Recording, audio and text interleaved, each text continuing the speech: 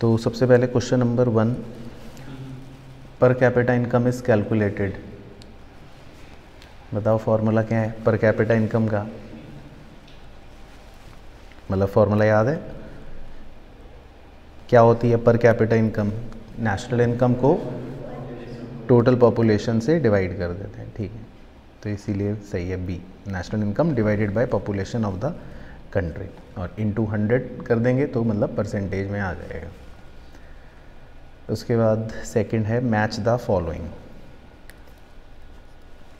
तो match the following में आप 1 बाय 1 वैसे बताना, पहले पढ़ लेते हैं एक बार पूरा क्वेश्चन। लेफ्ट साइड में 6 पॉइंट्स दे रखे हैं, prime minister, gross domestic, quota, land reform, HYV seeds और सब्सिडी, ठीक है। राइट साइड में ABCDEF।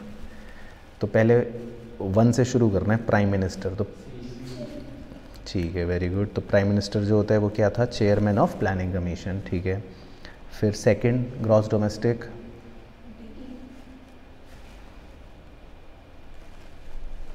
मतलब GDP मान लो या ग्रॉस डोमेस्टिक प्रोडक्ट मान लो, तो GDP क्या होता है? Money value of all final goods and services produced with in an economy in 1 year, ठीक है। उसके बाद थर्ड कोटा, कोटा क्या था? जब सरकार ने लिमिट लगाई थी कि आप बाहर से जब इंपोर्ट करते हो तो एक लिमिट ही, एक पर्टिकुलर लिमिट में ही इंपोर्ट कर सकते हो, उससे ज़्यादा नहीं, है ना। तो quantity of goods that can be imported. उसके बाद डी लैंड रिफॉर्म्स, तो लैंड रिफॉर्म से क्या हुआ था? इम्प्रूव हो गई थी एग्रीकल्चर सेक्टर की प्रोडक्टिविटी, ठीक है। फिफ्थ HYV सीड्स ए, जिससे ज़्यादा आउटपुट होना शुरू हो गया था ऐसे सीड्स, और सब्सिडी तो जो बच गया, और वैसे भी पता होना चाहिए सब्सिडी मतलब मॉनेटरी असिस्टेंस जो गवर्नमेंट देती है। चलो ठीक है। उसके बाद question number 3, how many industries still need a license for their operations. कितनी इंडस्ट्रियों को लाइसेंस चाहिए अभी भी ऑपरेशंस के लिए? तो ये आपको कैसे पता?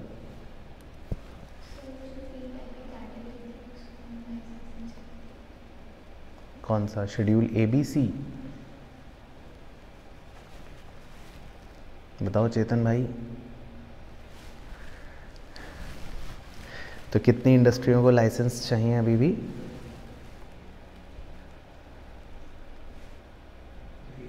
3, ठीक है।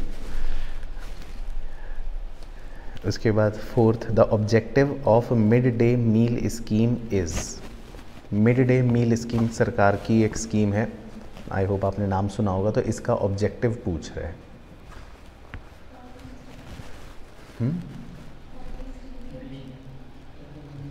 क्या होता है वैसे मिड डे मील स्कीम का?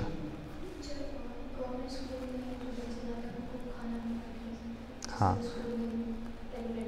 बिल्कुल सही। तो मिड डे मील स्कीम का ऑब्जेक्टिव जो था वो वैसे गवर्नमेंट का यही है कि इससे अटेंडेंस और रिटेंशन जो है वो बढ़ाई जा सके, क्योंकि जो बच्चे होते हैं उनको न्यूट्रिशनल मतलब फूड मिलता है स्कूल के अंदर ही, तो उससे बच्चे को लगता है कि चलो आज हमें बर्गर मिलेगा तो स्कूल चलते हैं, या कुछ भी मिलेगा, खाना मिलेगा अच्छा तो स्कूल जाते हैं। तो इससे स्कूल की अटेंडेंस भी बढ़ती है और बच्चों को न्यूट्रिशनल फूड भी मिलता है। तो ये ऑब्जेक्टिव था, मतलब यही है मिड डे मील का ऑब्जेक्टिव, है ना।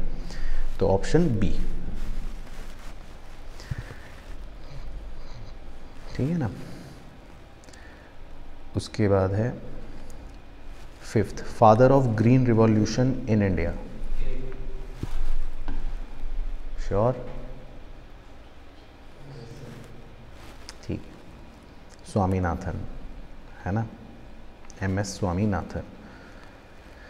उसके बाद फिफ्थ है हो गया सिक्स्थ। तो सिक्स्थ में आपसे क्वेश्चन पूछ रहे हैं, what objectives did British intend to achieve through their policy of developing infrastructure, bracket में लिखा है रेलवेज, इन इंडिया। तो बेसिकली इसमें ब्रिटिशर्स का ऑब्जेक्टिव आपको बताना है कि रेलवेज बनाने के पीछे या इंफ्रास्ट्रक्चर डेवलप करने के पीछे उनका मेन ऑब्जेक्टिव्स क्या थे?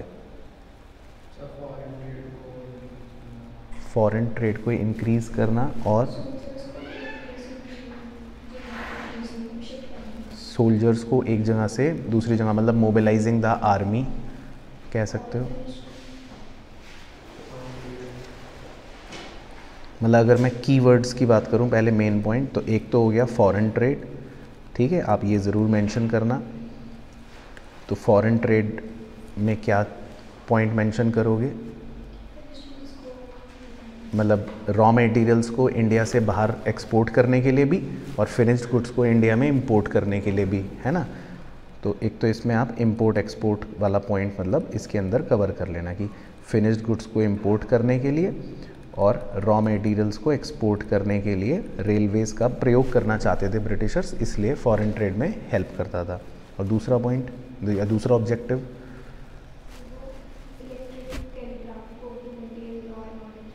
नहीं इसमें ना रेलवेज़ बोला है मेनली, तो हमको रेलवेज़ ही पे ही बताना है कि रेलवेज़ को डेवलप करने का मेन ऑब्जेक्टिव क्या था ब्रिटिशर्स का।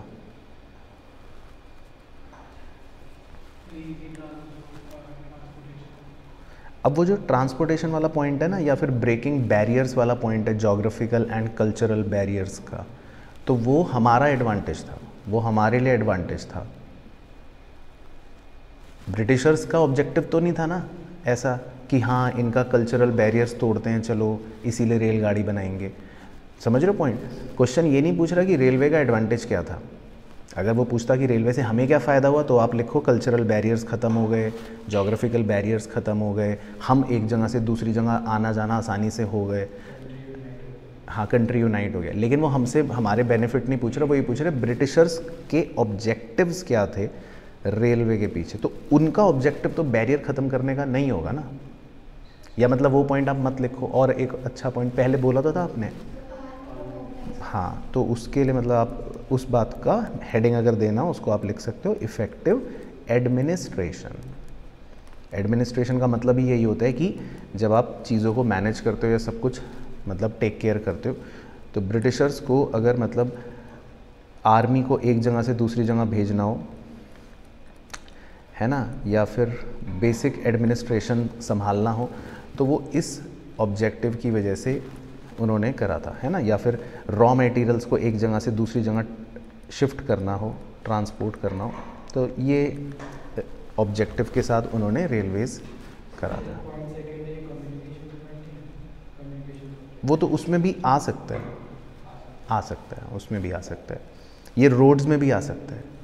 अल्टीमेटली रोड्स बनाने के पीछे भी, रेलवे बनाने के पीछे भी ये वाला ऑब्जेक्टिव तो था ही था। हाँ, ये तीसरा ऑब्जेक्टिव था, बिल्कुल सही, इन्वेस्टमेंट, प्रॉफिटेबल इन्वेस्टमेंट। ब्रिटिशर्स के लिए रेलवेज़ बनाना भारत में एक बहुत ही प्रॉफिटेबल बिजनेस था। उन्हें पता था कि एक बार इन्वेस्ट करेंगे हम तो यहाँ पर लोग इतने सारे हैं कि रेलगाड़ी से जाएंगे, टिकट खरीदेंगे और उससे हमें प्रॉफिट बहुत होगा। तो ब्रिटिशर्स के लिए तीसरा ऑब्जेक्टिव बिल्कुल यही था कि कहीं ना कहीं उनके लिए ये इन्वेस्टमेंट एक प्रॉफिटेबल इन्वेस्टमेंट था, ठीक है ना। तो आप इसके चाहे मेन पॉइंट्स लिख लो, सो दैट अगर एग्ज़ाम में क्वेश्चन आए तो आप ये 3 मेन पॉइंट्स ज़रूर लिखना, है ना, ये आप लिख लो और आगे की स्टोरी तो अपने शब्दों में लिख सकते हो।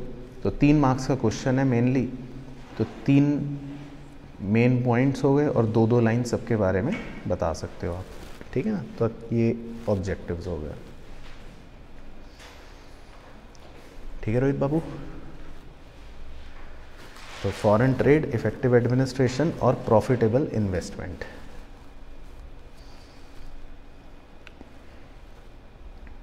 चलो उसके बाद 7th है, what are give the merits and demerits of mixed economic system, 3 marks. तो मिक्स्ड इकोनॉमिक सिस्टम के मेरिट्स और डीमेरिट्स पूछ रहा है, तो पहले चलो कुछ मेरिट्स बता दो।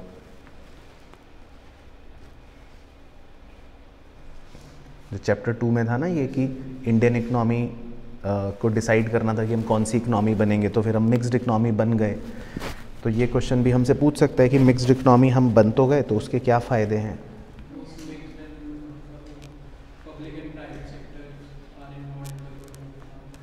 हाँ, तो इस पॉइंट को आप थोड़ा सा मतलब हल्का सा मॉडिफाई करके ये लिख लेना कि पहला मेरिट ये है कि इसमें प्राइवेट और पब्लिक दोनों सेक्टर इन्वॉल्व होते हैं, है ना। तो इससे हमारे देश की जो प्रोडक्टिविटी है वो बढ़ जाती है। तो एक फ़ायदा तो ये हो गया। दूसरा,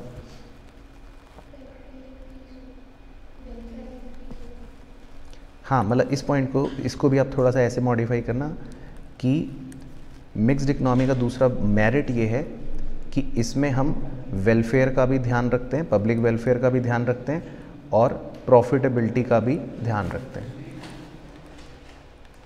मतलब इस इकनॉमी में प्रॉफिटेबिलिटी भी अच्छी होगी या अच्छे होने के चांसेस होंगे और सोशल वेलफेयर भी अच्छा होगा या होने के चांसेस होंगे, क्योंकि पब्लिक भी है और प्राइवेट भी है। अब 2 डीमेरिट्स बता दो, नुकसान।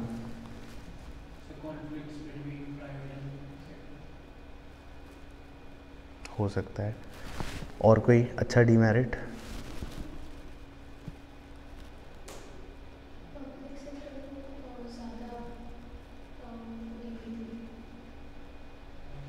इम्पोर्टेंस। हाँ, तो इसमें ना आप कोई भी डीमेरिट लिख सकते हो, जैसे सोशलिस्ट इकनॉमी का या कैपिटलिस्ट इकनॉमी का, क्योंकि वो दोनों में मिक्स्ड में होंगे। तो एक तो डीमेरिट आप ज़रूर लिखना ही लिखना, क्योंकि वो इंडिया में था, जैसे रेड टेपिज्म और करप्शन, है ना। तो ये एक मेजर डीमेरिट होता है मिक्स्ड इकनॉमी का, क्योंकि जहाँ पर भी पब्लिक सेक्टर का रोल होगा या जहाँ पर भी सरकार का रोल होगा तो वहाँ पर बाबूगिरी तो होगी ही होगी, है ना रोहित भाई, और वहाँ पे फिर भ्रष्टाचार भी होगा। तो ये आपको डीमेरिट ज़रूर मेंशन करना चाहिए, एक रेड टेपिज्म और करप्शन। और दूसरा वो वाला लिख सकते हो जो उन्होंने बताया कि मिक्स्ड इकनॉमी में डीमेरिट ये भी हो सकता है कि कई बार कॉन्फ्लिक्ट्स हो सकते हैं इंटरेस्ट्स के between private sector and public sector, है ना। ये भी एक डीमेरिट हो सकता है, क्योंकि प्राइवेट सेक्टर वाला कहेगा कि भाई प्रॉफिट के लिए काम करो, पब्लिक सेक्टर वाला सोचेगा सोशल वेलफेयर के लिए काम करो। तो हो सकता है किसी पर्टिकुलर एरिया में या इंडस्ट्री में कॉन्फ्लिक्ट्स भी हो सकते हैं प्राइवेट और पब्लिक के बीच में। तो ये आप डीमेरिट में लिख सकते हो पॉइंट, ठीक है। तो ये पता होना चाहिए, सो दैट अगर क्वेश्चन आए तो आप ये पॉइंट्स मेंशन करना। चलो, उसके बाद 8th में क्वेश्चन पूछ रहे हैं, define globalization, give 2 arguments in favour of globalization. तो ग्लोबलाइजेशन की डेफिनेशन सुनाओ रोहित भाई जल्दी से। 1 नंबर का क्वेश्चन है, मतलब 1 नंबर की डेफिनेशन है, 2 आर्ग्यूमेंट्स तो बाद में पूछूंगा। तो ग्लोबलाइजेशन की डेफिनेशन सुनाओ, कौन बच्चा सुनाएगा? प्रोसेस ऑफ, याद रखना है एग्जाम में, process of integrating, process of integrating the economy या the national economy with other economies. ये एक लाइन लिख लो, है ना, याद रखना। देखो स्टार्टिंग आपकी सही होनी चाहिए कि ग्लोबलाइजेशन क्या होता है, process of integrating the economy with other economies, है ना। बाकी ऑनलाइन के एक चीते ने भेजा बिल्कुल सही, ये भी हमने लिखा था, borderless world in terms of trade, है ना। लेकिन डेफिनेशन में ये ज़रूर मेंशन करना जो मैं लिखवा रहा हूँ फर्स्ट लाइन, कि it is the process of integrating one economy या our economy with other economies through free trade and movement of capital. मतलब फ्रीली हम ट्रेड कर सकें, कोई रिस्ट्रिक्शन ना हो और एक इकनॉमी दूसरी इकनॉमी से जुड़ के रहे, तो दैट इज़ ग्लोबलाइजेशन। अब इसके 2 आर्ग्यूमेंट्स बताओ फेवर वाले, ये तो लिखे थे नोट्स में।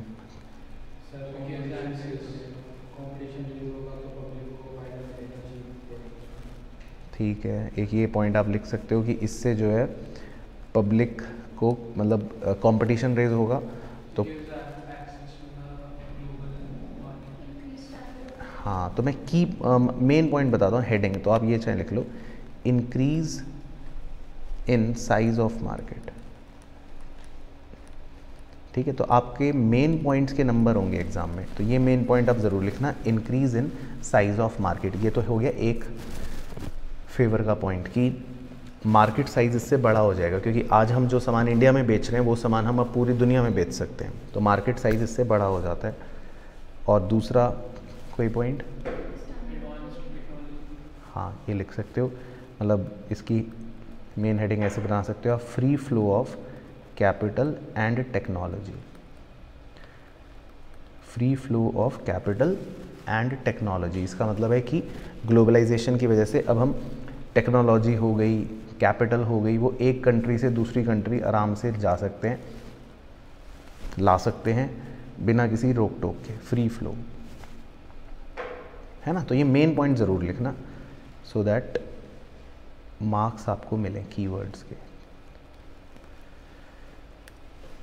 उसके बाद नाइन्थ में है how does a higher rate of net capital formation lead to higher level of productivity of labour.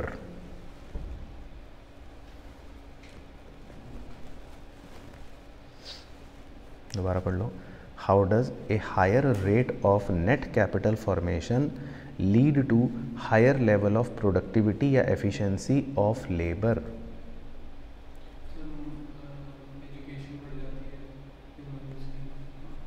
Education तो बोल ही नहीं रहा यहाँ कहीं।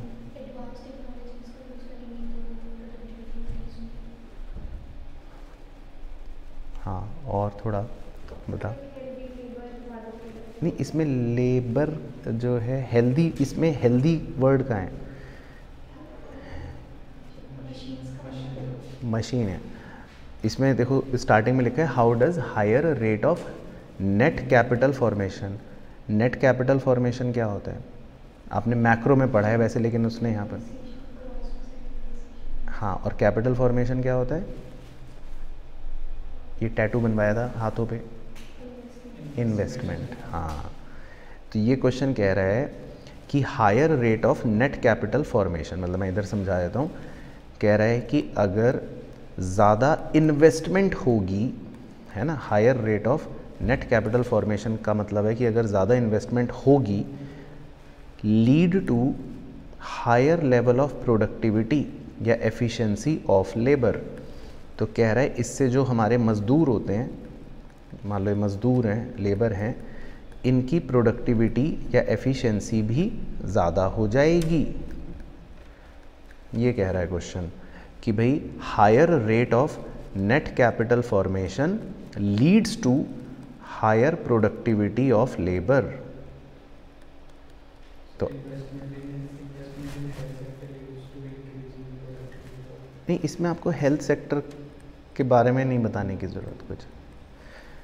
अगर मैं ऐसा करूँगा तो इसको अंग्रेज़ी में कहावत होती है बीटिंग अराउंड द बुश, मतलब कि आप मुद्दे की बात नहीं बता रहे हो, इधर उधर की कहानियाँ घुमा रहे हो, तो एग्जामिनर समझ जाएगा। इसमें आपको HCF के पॉइंट नहीं लिखने, ये कोई HCF वाला नहीं है क्वेश्चन की आपको मतलब एजुकेशन या हेल्थ को कवर करने की ज़रूरत नहीं है। बिना उसके बताओ नॉर्मल कि क्या आप इससे एग्री कर रहे हो? अगर इन्वेस्टमेंट ज़्यादा होगी किसी भी कंट्री में तो लेबर की प्रोडक्टिविटी बढ़ जाएगी। हाँ, ठीक है। तो नहीं, एम्प्लॉयमेंट क्यों जनरेट होगी? बल्कि एम्प्लॉयमेंट का तो कोई पॉइंट ही नहीं।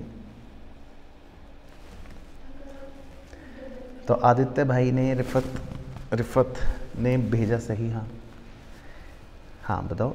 देखो, इन्वेस्टमेंट का मतलब है, आप ऐसे समझो मशीन्स, ठीक है। तो देखो, जब हम ज़्यादा मशीन्स यूज़ करेंगे या जब हमारे देश में इन्वेस्टमेंट ज़्यादा होगी, टेक्नोलॉजिकल मान लो एडवांसमेंट रहेगी, ऐसा समझ लो, तो इससे प्रोडक्टिविटी जो लेबर की, अब जो मज़दूर काम कर रहे हैं, आप इसको एक प्रैक्टिकल एग्जांपल देता हूँ। चलो, मान लो एक दुकान है जहाँ पर, एक जूस की दुकान है जहाँ पर एक मशीन रखी हुई है, ठीक है, और 4 मज़दूर हैं। अब आप दूसरा सिनेरियो लो कि वहाँ पर 4 मशीनें रख दी मैंने और 4 मज़दूर हैं, तो प्रोडक्टिविटी कहाँ ज़्यादा होगी, एफिशिएंसी कहाँ ज़्यादा होगी, पहली दुकान पे या दूसरी दुकान पे? क्योंकि वहाँ पर मशीन ज़्यादा हैं। तो आपको ये पॉइंट मेंशन करना है कि जब इकनॉमी में इन्वेस्टमेंट ज़्यादा होती है ना, यानी कि मशीन्स ज़्यादा होंगी या टेक्नोलॉजिकल एडवांसमेंट ज़्यादा होगी, तो जो लेबर होती है, जो काम करने वाले लोग होते हैं, वो ऑटोमेटिकली ज़्यादा प्रोडक्शन कर पाएंगे, वो ऑटोमेटिकली ज़्यादा एफिशिएंट हो पाएंगे। और इसका मतलब ही ये होता है, एफिशिएंसी का मतलब ही ये होता है, या प्रोडक्टिविटी का मतलब ही यहाँ पर ये होता है कि हर लेबर को अब ज़्यादा मशीन्स मिल रही हैं काम करने के लिए। तो इसीलिए तो कहते हैं ना कि यूएस या जापान ये ज़्यादा एफिशिएंट हैं, क्योंकि यहाँ पर मशीन्स की अवेलेबिलिटी ज़्यादा है। इंडिया थोड़ा भी कम एफिशिएंट है, क्योंकि लेबर के हिसाब से मशीन्स थोड़ा कम है, और मशीन्स होंगी और इन्वेस्टमेंट होगी तो प्रोडक्टिविटी और इंक्रीज़ होएगी। ठीक है ना। तो बस आपको इसमें सिंपल है लिखना है। हाँ हाँ हाँ, यहाँ पर इन्वेस्टमेंट जो है ना वो ये है basically higher rate of net capital formation. तो नेट कैपिटल फॉर्मेशन का मतलब क्या होता है? इन्वेस्टमेंट, इन्वेस्टमेंट इन कैपिटल, हाँ, या इन्वेस्टमेंट इन एक तरह से कैपिटल गुड्स, मशीन्स, है ना।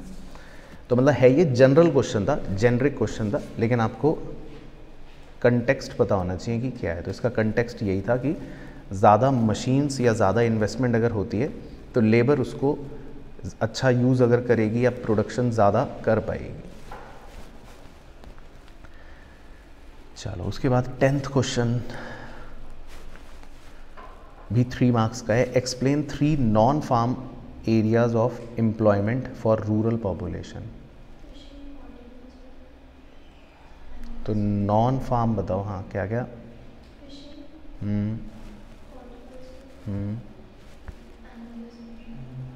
ठीक है, तो लिख लो मेन पॉइंट्स। एनिमल हस्बेंड्री लिख सकते हो, फिशिंग लिख सकते हो, और हॉर्टिकल्चर लिख सकते हो। सही है, बढ़िया पॉइंट्स हैं, तीनों ही अच्छे पॉइंट्स हैं, और इनके बारे में 2-2 लाइनें आप बता सकते हो।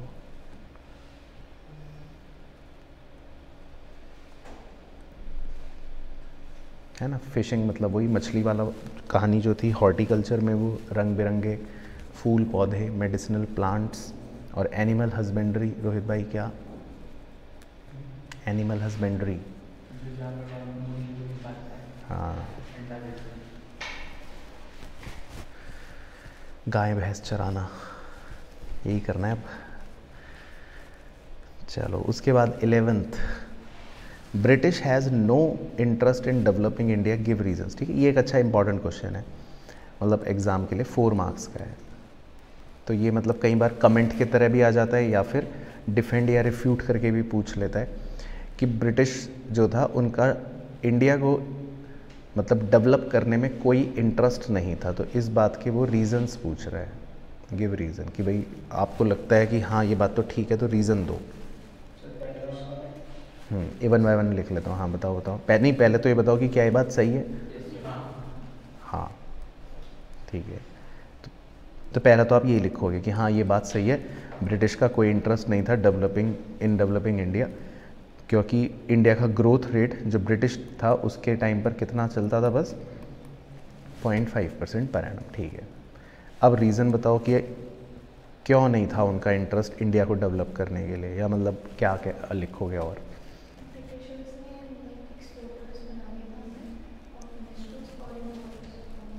ठीक है, तो एक पॉइंट तो ये ज़रूर मेंशन करना कि ब्रिटिशर्स जो थे वो अपने एडवांटेज के लिए काम करते थे, और उन्होंने हमें मतलब इम्पोर्टर बना दिया था ऑफ फिनिश्ड गुड्स, और एक्सपोर्टर बना दिया था ऑफ रॉ मटेरियल। ठीक है, चलो अच्छा पॉइंट हो गया एक। और ऐसी कुछ अच्छा एक और?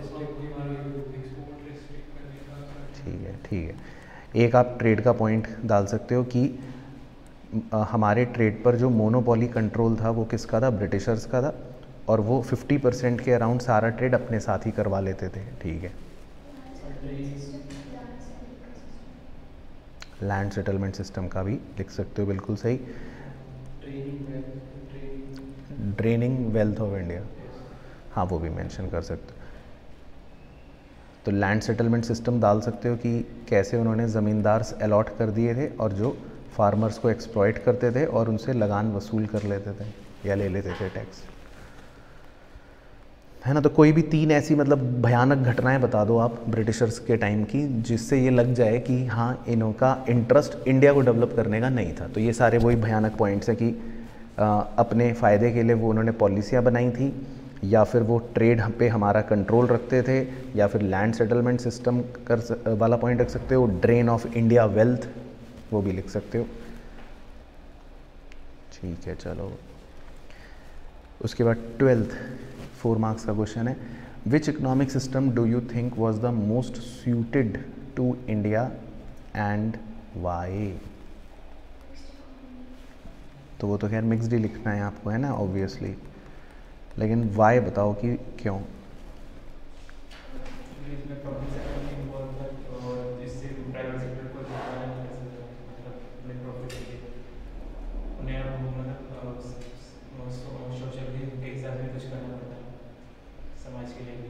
अच्छा ठीक है, मतलब समझ गया जो कह रहे हो तुम अपनी टूटी फूटी भाषा में, कि भाई एक पॉइंट आप ये कह रहे हो कि मिक्स्ड इसलिए अच्छा हो गया क्योंकि इसमें प्राइवेट सेक्टर वाला जो है वो अपनी मनमानी पूरी तरह से नहीं कर सकता, है ना, वो खाली प्रॉफिट के लिए काम नहीं कर सकता।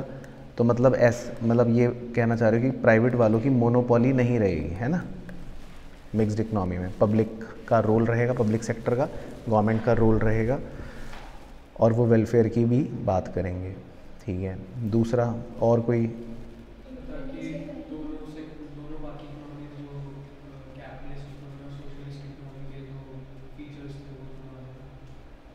मतलब जो बेनिफिट्स थे,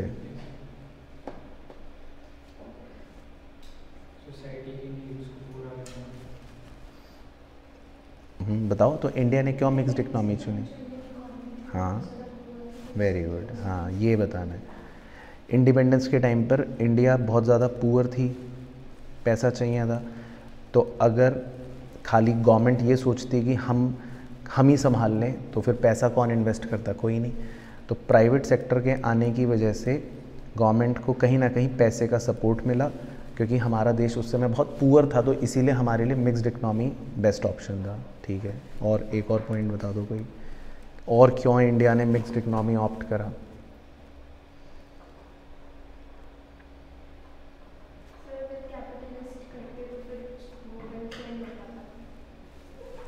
ठीक है, ठीक है, वो पहले वाले की तरह ही हो गया, मतलब काइंड ऑफ कि अगर हम कैपिटलिस्ट इकनॉमी कर लेते ऑप्ट तो फिर वेलफेयर नहीं हो पाता, मतलब वही कि प्राइवेट सेक्टर वाला नहीं तो मोनोपोली क्रिएट कर लेता और वो एक्सप्लॉइट करता, तो मिक्स्ड इकनॉमी से थोड़ा सा वेलफेयर हो पाया। चलो ठीक है, ये तो उसकी तरह हो गया। और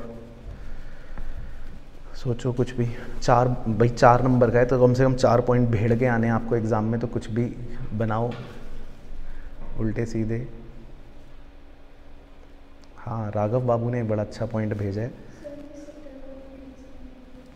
नहीं ये वाला लिखना, राघव भाई ने भेजा है कि मिक्स्ड इकनॉमी में ये भी फ़ायदा है कि इसमें हमारा प्राइस मैकेनिज़्म भी रहेगा, मतलब जो प्रॉब्लम्स हैं वो market forces of demand and supply से मतलब प्राइस डिटरमाइन होगा, और साथ ही साथ इसमें गवर्नमेंट जो है या स्टेट जो है उसका भी रोल रहेगा।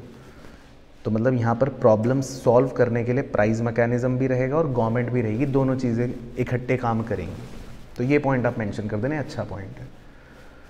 ठीक है, मतलब समझ गए क्वेश्चन? तो ये क्वेश्चन के लिए प्रिपेयर रहना, मतलब आप कंटेक्स्ट समझ लो एग्ज़ाम के नज़रिए से कि इंडिया ने क्योंकि देखो मिक्स्ड इकनॉमी ऑप्ट करी, तो वो आपसे इस पर क्वेश्चन घुमा फिरा के पूछ सकता है, या तो ये पूछ लेगा क्यों करी, या ये पूछ लेगा इसके फ़ायदे क्या हैं, या नुकसान भी पूछ सकता है। लेकिन मिक्स्ड इकनॉमी पर आपको पता होने चाहिए क्या पॉइंट्स फ़ायदे के लिखने हैं या क्या पॉइंट्स नुकसान के लिखने हैं। ठीक है, तो ये लिख सकते हो आप पॉइंट।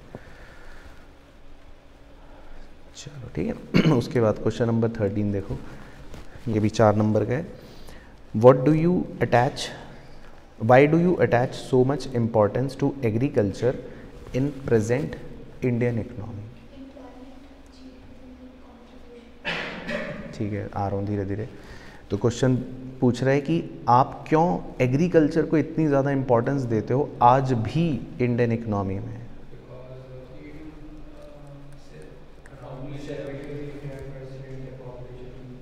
हाँ हाँ बिल्कुल सही, तो आप बिल्कुल सही कि अभी भी मतलब कितने परसेंट है, एग्जैक्ट डेटा तो मुझे भी नहीं याद, मतलब प्रेजेंट का तो नहीं, 65 से तो कम हो गया भाई, 50 से भी कम हो गया, तो मतलब ऐसे ही लिख रहा हूँ।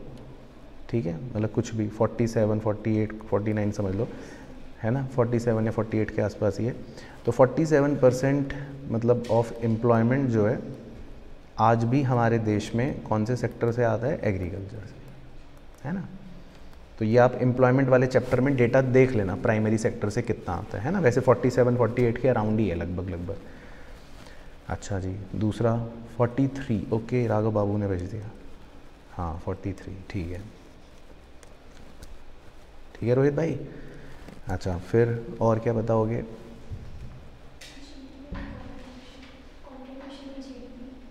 कंट्रीब्यूशन टू जीडीपी वो कितना है? अब भाई देखो एग्ज़ाम छेड़ोगे ये पॉइंट तो फिर बताना पड़ेगा। अगर आप ये पॉइंट छेड़ोगे एग्ज़ाम में आंसर में कि इसका कंट्रीब्यूशन भी जीडीपी में काफ़ी है, तो फिर बताना पड़ेगा ना कि भाई कितना कंट्रीब्यूशन है।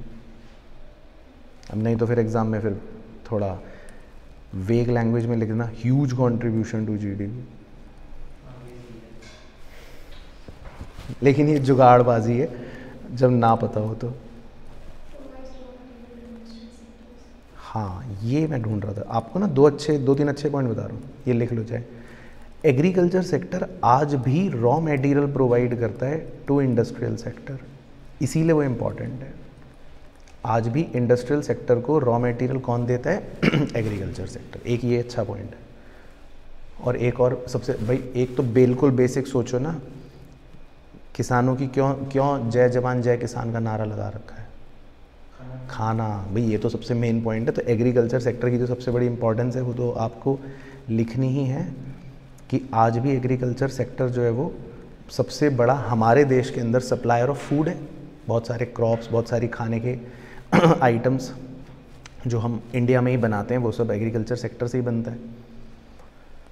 और एक दो और बता दो कि और क्यों एडवांटेज है या और क्यों इम्पोर्टेंस है, मतलब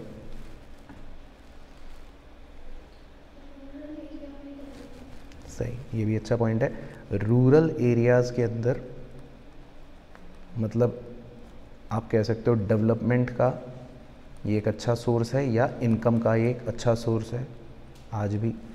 और एक पॉइंट और कवर कर देता हूँ, वो भी अच्छा है कि हमारा बहुत सारा मतलब एक्सपोर्ट होता है सामान आज भी जो एग्रीकल्चर सेक्टर से प्रोड्यूस होता है। एक्सपोर्ट में भी तो मतलब हम एग्रीकल्चर सेक्टर का बहुत बड़ा योगदान है। तो ये सारे मतलब अच्छे पॉइंट्स आप इसमें मेंशन कर सकते हो, समझ गए? तो इसमें आप फूड का पॉइंट ज़रूर कवर करना, ठीक है। रॉ मटेरियल प्रोवाइड करता है इंडस्ट्रियल सेक्टर को, ये पॉइंट ज़रूर कवर करना। रूरल वाला पॉइंट ज़रूर कवर करना क्योंकि आपके अलग अलग चैप्टर्स में पढ़ते हो ना ये। एक्सपोर्ट वाला पॉइंट ज़रूर कवर करना और परसेंटेज याद हो तो ही लिखना। ये ह्यूज व्यूज तो सिर्फ ऐसे ही रोहित जैसे बच्चों के लिए, लेकिन ऐसा मत लिखना, याद हो तो ही लिखना। चलो जी ठीक है रोहित बाबू। अब 6 number question 14th। Were there any positive contribution made by British in India? ये पास्ट ईयर क्वेश्चन है, बहुत बार पूछा है इसलिए डाला है डायरेक्ट क्वेश्चन, लेकिन सुना दो चलो। ब्रिटिशर्स के पॉजिटिव कंट्रीब्यूशन क्या हैं?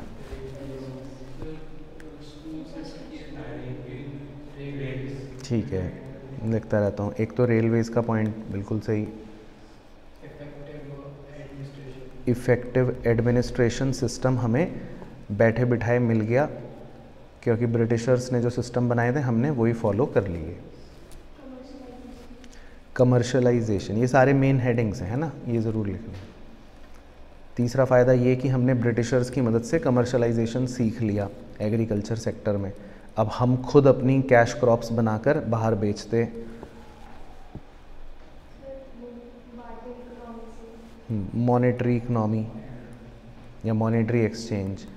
पहले हम बार्टर करते थे, लेकिन ब्रिटिशर्स के इंट्रोडक्शन के बाद फिर पेपर मनी जब आ गया तो फिर हम मॉनेटरी एक्सचेंज पर आ गए। ठीक है, मेन तो यही 4 कॉन्ट्रीब्यूशंस हैं, और कोई भी है? मुझे तो यही 4 याद आ रहे हैं। और चेक ऑन फेमाइंस, ठीक है, हाँ मतलब सेल्फ सफिशेंसी बढ़ गई, थोड़ा सा लिख सकते हो ये भी। हाँ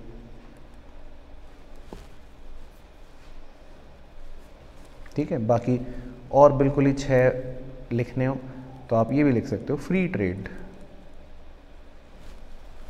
मतलब जो पहले रिस्ट्रिक्शंस मतलब ट्रेड करना जो है वो हमें फ्रीली आ गया, एक जगह से दूसरी जगह, ये भी लिख सकते हो, लेकिन ऊपर के 5 ही लिख दो तो बहुत है, मोर देन सफिशेंट, अच्छे पॉइंट्स है। ठीक है, तो कंट्रीब्यूशन पॉजिटिव। उसके बाद 15th क्वेश्चन है, ये भी 6 नंबर का है। Give the achievements of 5 year plans in India.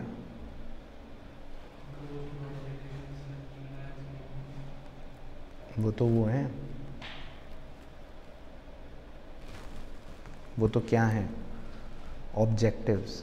ये तो अचीवमेंट्स पूछ रहे हैं कि मतलब 5 ईयर प्लान्स जो हमारी सरकार बनाती है या बनाए जो हमने 5 ईयर प्लान, उससे क्या हासिल हुआ। अब ये तो लिख नहीं सकते 6 नंबर में कि कुछ हासिल नहीं हुआ, आज भी हम गरीब हैं। तो ये आपको कौन से चैप्टर में से ढूंढ के निकाल के लिखने पड़ेंगे अचीवमेंट्स, 2 और 3, हाँ 2 और 3 में से, क्योंकि चैप्टर 2 के अंदर मतलब जिसमें 1950 में हमने प्लान्स बनाने स्टार्ट करे, उसके बाद 40 साल तक प्लान्स बनते रहे, तो हमें तो वो कह रहा है गिव अचीवमेंट्स। गिव का मतलब है दो, वो ये नहीं पूछ रहा क्या अचीवमेंट हुई कि नहीं, वो तो ये पूछ रहा है अचीवमेंट हुई है, बताओ क्या हुई है। तो बताओ क्या अचीवमेंट हुई है, अब क्या लिखोगे, लिख लो मेन पॉइंट्स। हमारे पास फॉरेन करेंसी नहीं बची थी। फिर क्या हुआ, चलो मैं लिखवा रहा हूँ मेन पॉइंट, ये एग्ज़ाम में ज़रूर लिखना।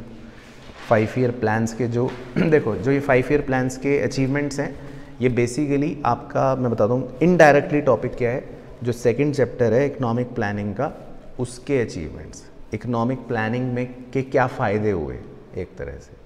तो ये लास्ट टॉपिक है चैप्टर 2 में, लास्ट है, सेकंड लास्ट। चलो लिख लो, इंक्रीज इन नेशनल इनकम,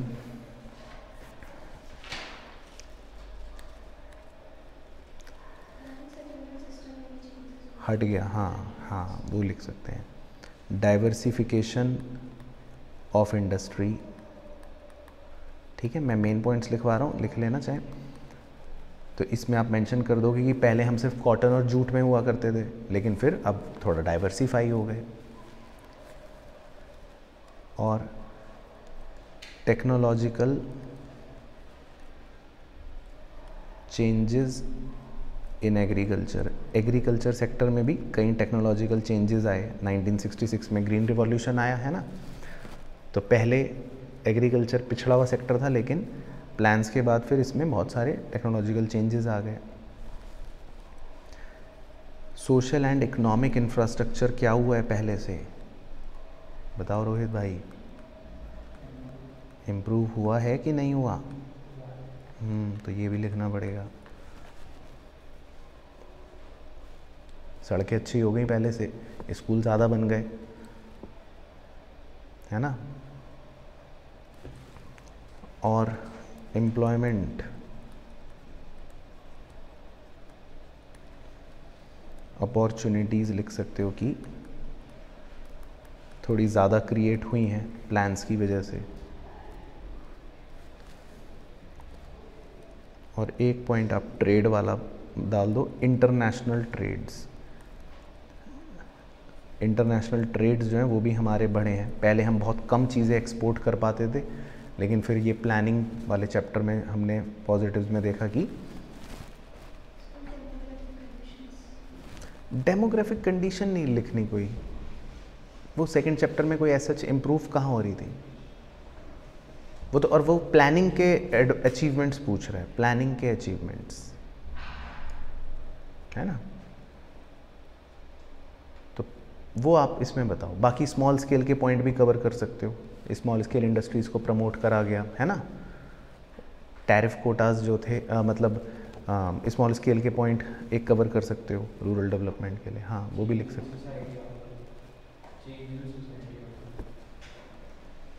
हो। वो किस में था, वो तो मॉडर्नाइजेशन में था ना। तो वो ये गोल्स वो नहीं पूछ रहा, ऑब्जेक्टिव वो मत मेंशन करो। ये तो आपसे इनडायरेक्टली पूछ रहा है कि इकोनॉमिक प्लानिंग के फ़ायदे क्या हुए, बेनिफिट्स ऑफ इकोनॉमिक प्लानिंग, है ना। इंटरनेशनल ट्रेड मतलब एक्सपोर्ट्स। तो पहले हम एक्सपोर्ट कम करते थे, लेकिन फिर हमने जब प्रोडक्ट्स ज़्यादा बनाने शुरू करे तो फिर हमारे एक्सपोर्ट्स भी बढ़ गए या फॉरेन ट्रेड्स भी इंक्रीज़ हो गए। ठीक है विधि मैडम। उसके बाद लास्ट क्वेश्चन और देख लेते हैं 16। Right a brief note on international bank for reconstruction and development. तो ये किस चिड़िया का नाम है? नहीं, वो तो इंटरनेशनल मॉनेटरी फंड है।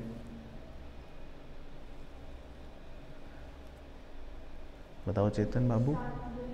हाँ हाँ, एक तो IMF था और दूसरा कौन था? World bank. हाँ, तो वर्ल्ड बैंक को ही तो घर में मम्मी प्यार से IBRD बुलाती हैं। International bank for reconstruction and development का मतलब क्या है? World bank. बस वर्ल्ड बैंक लिखने के मिल गए 6 नंबर। उन्होंने $7 बिलियन मतलब दिए थे उस और इंडियन इकोनॉमी पॉलिसी की वर्ल्ड की स्ट्रेटजी लगी थी। तो ये लिखेंगे। अच्छा चलो, मैं कुछ बातें बता रहा हूँ, लिख लो वर्ल्ड बैंक के बारे में। तो हालांकि 6 नंबर में एग्ज़ाम में आने के चांस बहुत कम है, लेकिन फिर भी पता होना चाहिए 1 से 3 मार्क्स की रेंज में अगर पूछ ले तो कुछ बातें वर्ल्ड बैंक या IBRD कुछ भी कह लो इसके बारे में। तो ये कब आया था फोर्स में? डेट लिख लो 1 जुलाई 1994 केम इनटू फोर्स, है ना।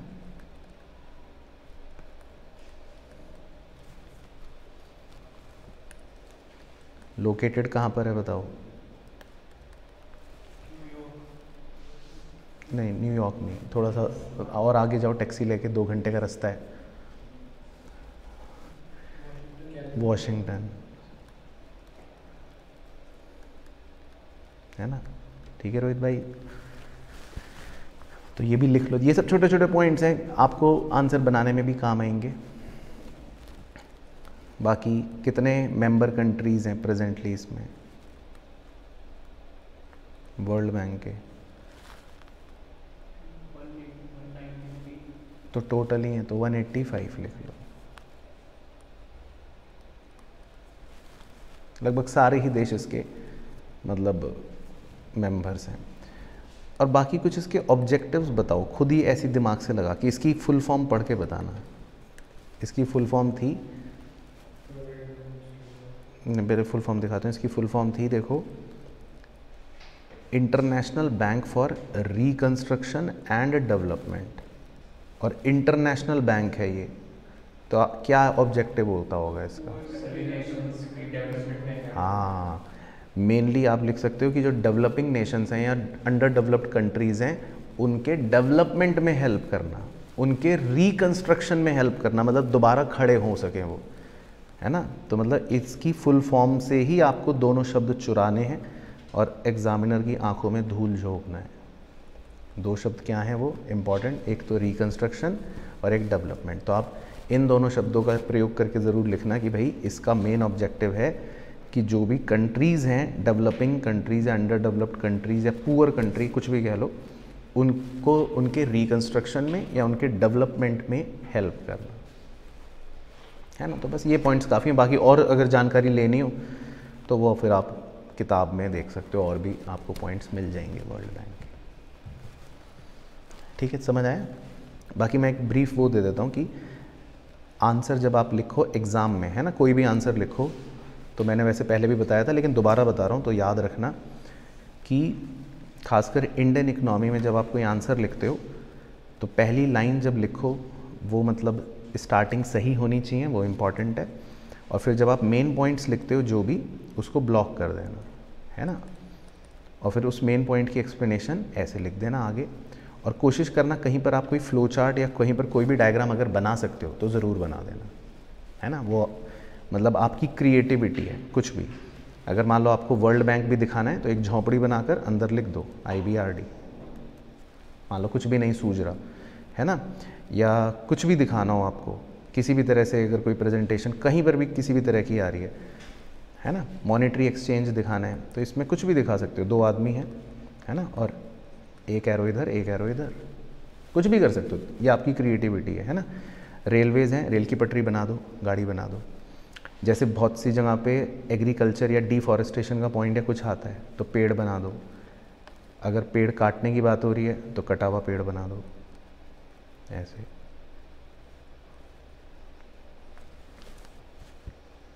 है ना, समझ गए खेल। तो आपको क्या करना है, हर आंसर को आकर्षक बनाने की कोशिश करनी है, हर आंसर को, बस ये सोचना है। बाकी ना बन पाए तो कोई बात नहीं। ठीक है, समझ आए क्वेश्चन सारे? कोई भी दिक्कत डाउट तो नहीं? चलो, तो यही थे, ये टोटल हमारे 50 नंबर के क्वेश्चंस थे बस।